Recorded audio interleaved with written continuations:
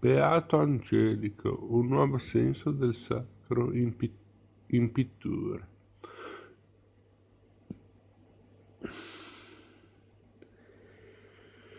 La critica ha considerato a lungo il Beato Angelico come un pittore attardato e reazionario. Si è confrontato al progressista Masaccio.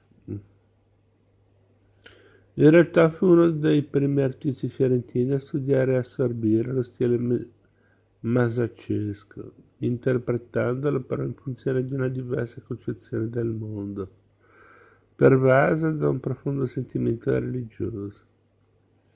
Le sue prime opere, come il Giudizio universale del Museo di San Marco a Firenze, mostrano l'artista ancora legato ai modi tardogotici di Lorenzo Monaco. Ma già la scansione dello spazio in profondità denota un riflesso delle ricerche più aggiornate. Nelle opere successive si precisa l'uso di un linguaggio moderno che recupera la profonda moralità del realismo di Masaccio, tralasciando gli aspetti più dissacranti per giungere a una nuova sacralizzazione dell'immagine religiosa. Così nella Pala di Annalena del 1436, per la prima volta l'impaginazione del politico gotico viene sovvertita per unificare in uno spazio unitario la Madonna con il Bambino e i santi. E questo è il primo esempio di sacra conversazione, cioè di un colloquio su temi teologici tra i santi in presenza della Vergine, che verrà ripresa e approfondita nella successiva Pala di San Marco. L'elemento più rilevante della pittura dell'Angelico è la luce, chiarissima, che da un lato recupera il simbolismo medievale, dall'altro costruisce le figure ed esalta il colore fondendosi con esso. Capolavoro della maturità del pittore sono gli affreschi eseguiti tra il 1438 e il 1446 nel convento fiorentino di San Marco, ristrutturato da Michelozzo su commissione di Cosimo il Vecchio de' Medici. I dipinti destinati alle celle dei frati sono intesi come strumento di meditazione. Il linguaggio è volutamente spoglio, scarnificato. Le composizioni sono essenziali, concentrate sui valori simbolici dei temi della storia sacra. Al tempo stesso l'artista non perde mai la consapevolezza delle proprie conquiste culturali.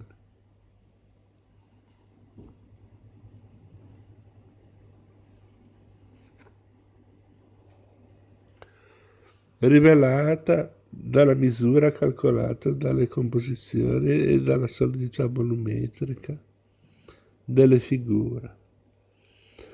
L'ultimo capolavoro dell'artista è la decorazione della Cappella Nicolina in Vaticano per Papa Nicolò V, con storie dei santi Stefano e Lorenzo. Le suggestioni provocate dalla grandiosità di Roma danno luogo alla creazione di scenari classicheggianti, dalle architetture insolitamente maestose, entro cui si muovono figure dai gesti lenti e solenni, che conferiscono alla narrazione un tono aulico.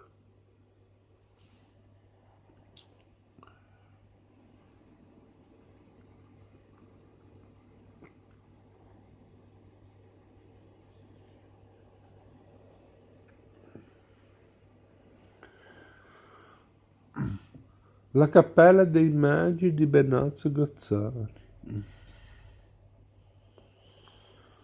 Nel 1459 venne affidato a Benozzo Gozzoli il prestigioso incarico di decorare a fresco la cappella del Palazzo Medici, appena costruito da Michelozzo.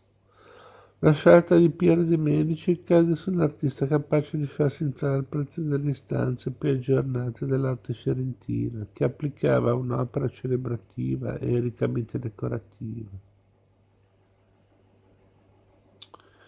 Allievo di Ghiberti e del Beato Angelico, Benozzo Gozzoli ricerca i fatti di eleganza formale, mostrandosi abile soprattutto come illustratore di storie. L'essenziale struttura architettonica della cappella, sottolineata da elementi architettonici classicheggianti e impreziosita dal pavimento a intarsi marmorei su disegno di Michelozzo, da soffitti intagliati dagli arredi lignei. Le pareti sono completamente rivestite di affreschi raffiguranti il corteo dei magi, che si conclude nell'adorazione del bambino sull'altare, dipinto da Filippo Lippi e oggi sostituito da una coppia coeva. Il tono della narrazione è ostentatamente profano, in un paesaggio collinare che ricorda la campagna toscana. Indagato nei particolari più minuti, si snoda il corteo dei personaggi riccamente abbigliati, secondo la moda del tempo. Tra questi si possono riconoscere i membri della famiglia Medici, fedelmente ritratti dal Gozzoli. Il giovane Lorenzo compare nelle vesti di re, dietro di lui suo padre Piero, e alla testa del corteo, mentre sulla parete opposta al fratello Giuliano è identificabile nel giovane cavaliere accompagnato da due ghepardi. Nella fala si vede lo stesso Benozzo, il cui nome appare iscritto a lettere dorate sul berretto rosso. Il primo dei magi è rappresentato con le fattezze del patriarca di Costantinopoli, mentre il secondo è l'imperatore bizantino Giovanni Paleologo. Entrambi erano stati a Firenze nel 1439 in occasione del concilio tra la Chiesa cattolica e la Chiesa d'Oriente.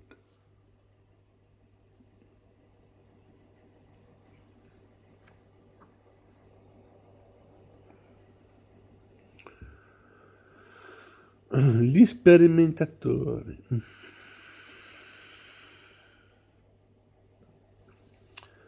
La scoperta delle regole scientifiche della rappresentazione prospettica diede luogo a tutta una serie di ricerche artistiche che svilupparono le premesse indicate dai grandi innovatori del primo Quattrocento fiorentino, portando a esiti talvolta anche lontani. È il caso di Paolo Uccello, per il quale la prospettiva non è un elemento razionalizzante, come per Brunelleschi, ma piuttosto un campo di sperimentazione e un mezzo per esprimere le inquietudini della sua fantasia visionaria. Rigoroso e severo è invece il linguaggio di Andrea del Castagno, vero erede dell'impegno morale di Masaccio.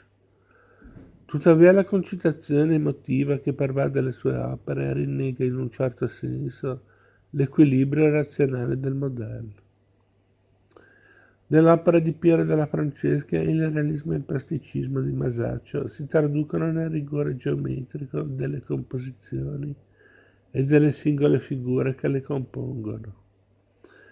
L'artista peraltro respinge l'aspetto drammatico della pittura masaccesca e della scultura donatelliana, in favore di un'immagine razionale e intellettuale, costruita anche attraverso una luce cristallina, desunta dai modelli fiamminghi.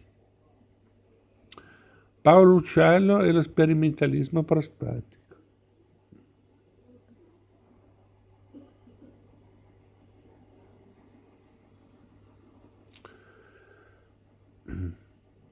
Formatosi tra il primo e il secondo decennio del Quattrocento nella bottega del Ghiberti, Paolo Uccello apprese le regole della prospettiva subito dopo e aggiunse le nuove conoscenze a un bagaglio formale di matrice tardo-gotica.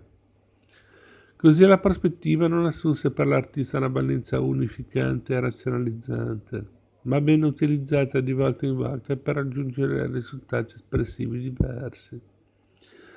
Nel monumento equestre a Giovanni Acuto, affrescato nel Duomo di Firenze nel 1436, cavallo e cavaliere sono rappresentati in una visione perfettamente frontale, mentre il sarcofago e le mensole su cui appoggia sono ripresi dal basso, secondo il punto di vista dell'osservatore. Il punto di vista unico previsto dalla prospettiva brunelleschiana Viene dunque abolita a favore di una molteplicità di fuochi visibili che intende rispecchiare la mobilità della visione oculare. Nel diluvio affrescato nel chiostro verde di Santa Maria Novella, le vertiginose fughe prospettiche non convergono verso un unico punto, mentre nella battaglia di San Romano degli Uffizi le lance, posate in terra, indicano la direzione del punto di fuga, ma la profondità è negata dal fatto che primo piano e sfondo appaiono troppo ravvicinati.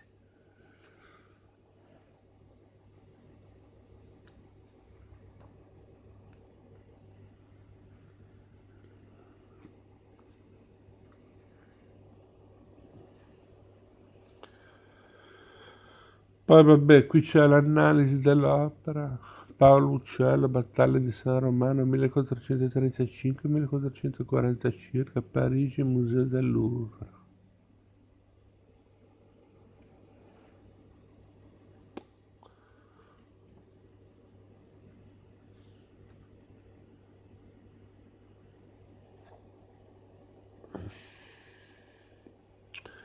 Piero della Francesca, teorico e artista. Piero della Francesca è uno dei protagonisti del Rinascimento italiano, sia perché sintetizza le maggiori istanze della cultura artistica della sua epoca, sia per la grande coerenza intellettuale e stilistica che caratterizza la sua opera. I tratti fondamentali del suo linguaggio si delineano sin dagli esordi nel Politico della Misericordia di San Sepolcro, città natale dell'artista. La crocifissione, è realizzata intorno al 1445, risente dell'influenza della cuspide del politico pisano di Masaccio, sia nel plasticismo delle figure che nella drammaticità della scena.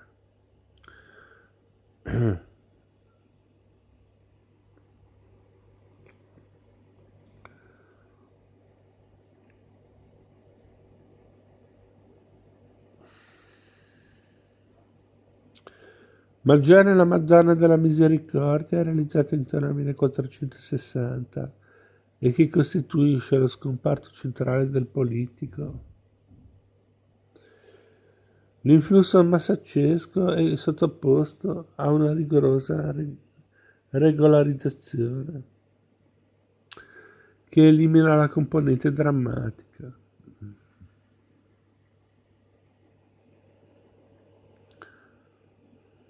Le figure diventano corpi geometrici rilevati dalla luce, statici e maestosi.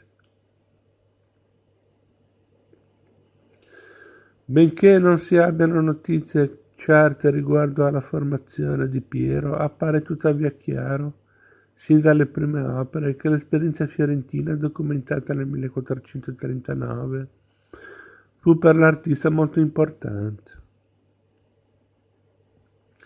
In quell'occasione Piero entrò in contatto sicuramente con Domenico Veneziano e probabilmente con Beato Angelico. Al 1440 circa risale il battesimo di Cristo, opera in cui le novità stilistiche si fondono con un'inedita formulazione iconografica.